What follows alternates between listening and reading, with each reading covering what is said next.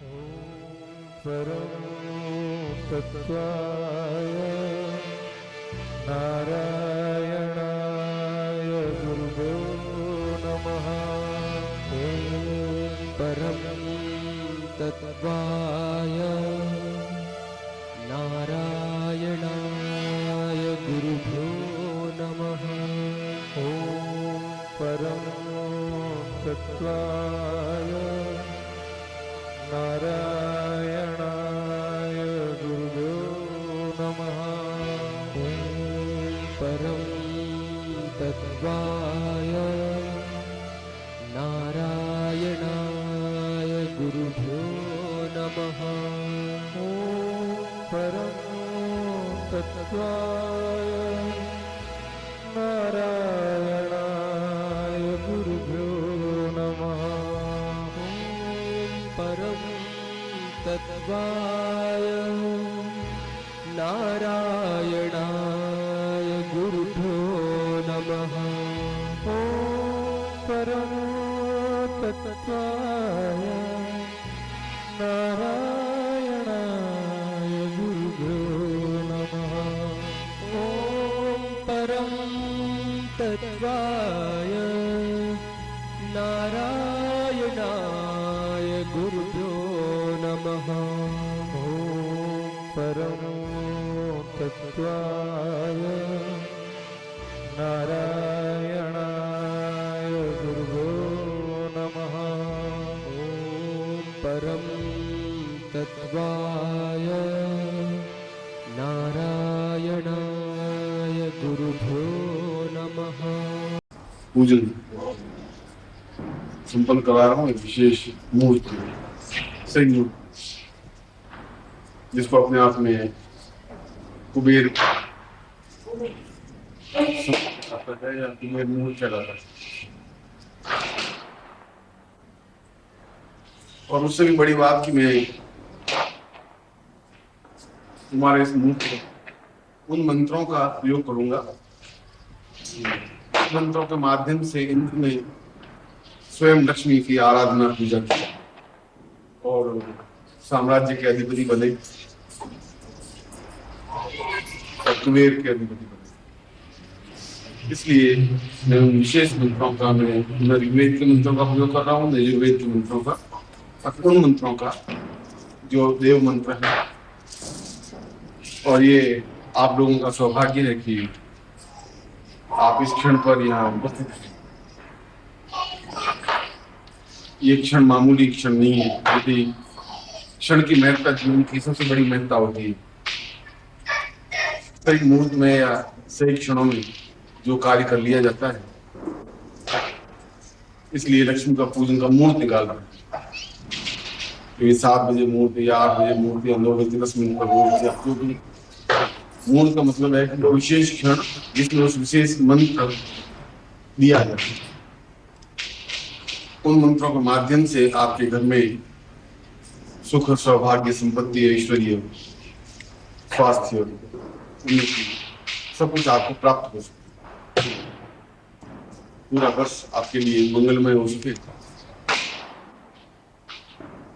इसलिए जो इस विशेष पूजन में भाग ले रहे हैं उनको तो पूजन करवाई रहा।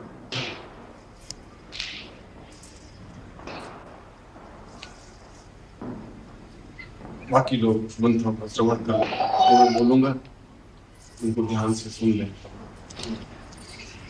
क्योंकि ये मंत्र और ये क्षण जिसका रिजल्ट, जिसका परिणाम आप स्वयं अनुभव कर लेंगे अगले 2-4 महीनों में। इसलिए पूर्ण शांत चित्त होकर के आप ऐसा ही अनुभव करें कि आप पूरे साथ दिवाली का वातावरण बच्चों के साथ, बच्चों की तरह का वातावरण बनाया जाता है। साधना में साधना की दृष्टि से बैठे मंत्रों के तरीके से होगा, ग्रस्त के तरीके से चलेगा। एक व्यक्ति कई रूपों में भक्त होना चाहिए, एक ही रूप का नहीं होता। जब आप मुझे होली के अवसर पर देखेंगे तो और रूप में देखेंगे, जब आप दिवाली के अवसर पर देखेंगे तो और रूप में देखेंगे, शिविर में देखेंगे तो और रूप में देखेंगे।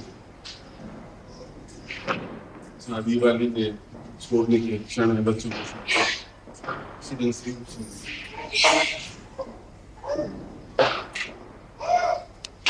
मैं आपको इस प्रयोग के साथ साथ मैं आशीर्वाद देता हूँ और मेरा आशीर्वाद अपने आप में फल मिलेगा कि आपके जीवन में सभी कामनाएं आपकी पूरी हो, जो जीवन के कष्ट आपके जीवन में है, बाधाएं हैं, अड़चने हैं, किसी को पत्नी की परेशानी है, किसी की पत्नी तकलीफ पा रही है, किसी को आर्थिक परेशानी है, किसी को व्यापारिक परेशानी है, तो परेशानियां ग्रस्त में तो समस्याएं होंगी ही।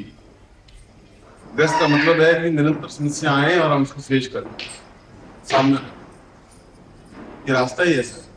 इसमें मुस्कुराते हुए और अपने प्रयत्नों से तुम इन समस्याओं को नहीं मिटा सकते। अगर प्रयत्नों से मिटाते हैं तो फिर तुम यहाँ तक नहीं आते।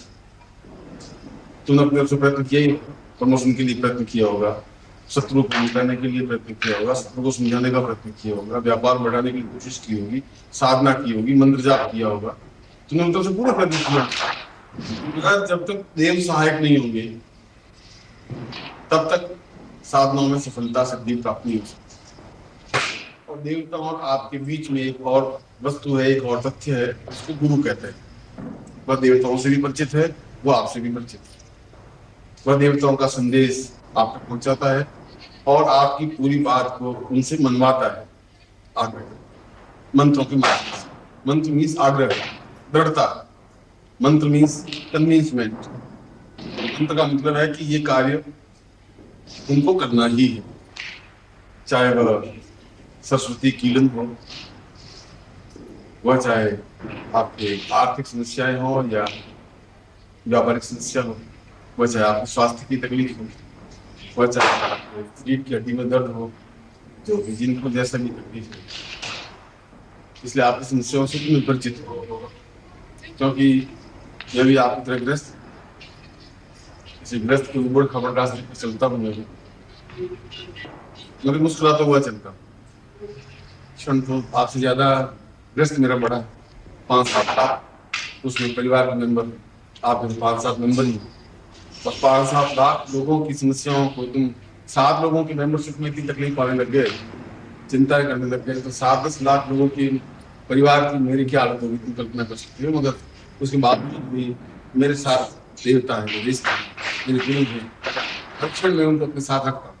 तुम्हें भी रक्षण देवता को, इष्ट को, अपने गुरु को साथ रखना चाहिए।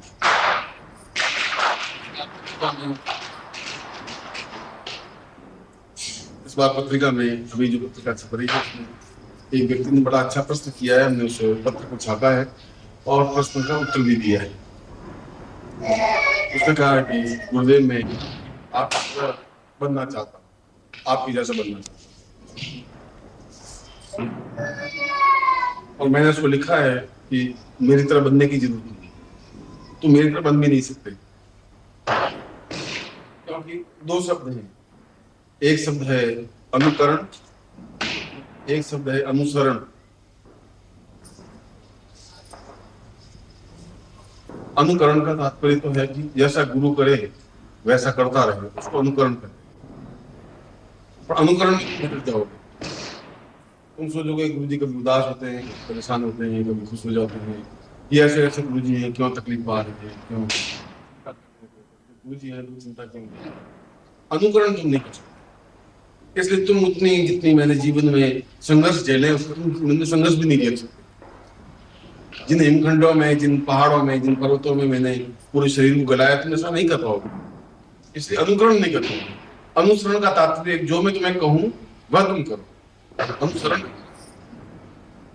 मैं तुम्हें कहूं कि इस रास्ते पर चलना है तो रास्ते पर चलना है, और उस रास्ते पर चल करके भी मैं तुम्हारे प्रत्येक के अंदर में अलग अलग व्यक्तित्व है।